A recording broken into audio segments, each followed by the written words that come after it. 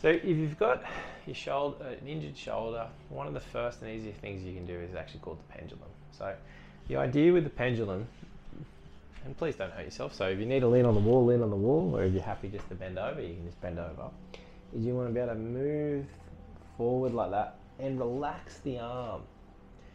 By relaxing the arm, you're actually like putting a little bit of a space into the joint and like trying to get some blood flow through there. Because if you have injured yourself, like the tendency is to hold yourself really tight, and that restricts blood flow and it restricts range of motion. So by allowing it just to hang nice and gently, and that might be more than enough, more than enough for a good start, particularly if it's really sore.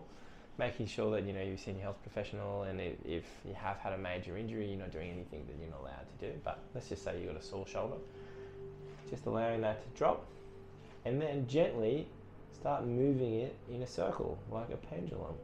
Now the idea is you're not trying to keep it tense like this, because that's just going to make more tension through there and you're not going to get that range of motion. What you're looking to be able to do is improve range of motion. So you're trying to stay as relaxed as you possibly can, moving nice and slowly through that to open up the joint, to get some nice blood flow, and to help you feel more confident letting the shoulder drop so you're not so guarded all the time. So that's the idea. And you want to add a little bit more, you lean over a little bit more. If your muscles are too sore and you can't even do that, then you can just grab your hand. You're not yanking and pulling, but you just, once again, you're looking to increase pain-free range of motion, holding your own hand, and then just moving that around. With all rehab stuff, you are meant to feel better after. So if it starts to hurt or it feels worse after, that means it's not quite the right exercise for you, or you're doing a little bit wrong.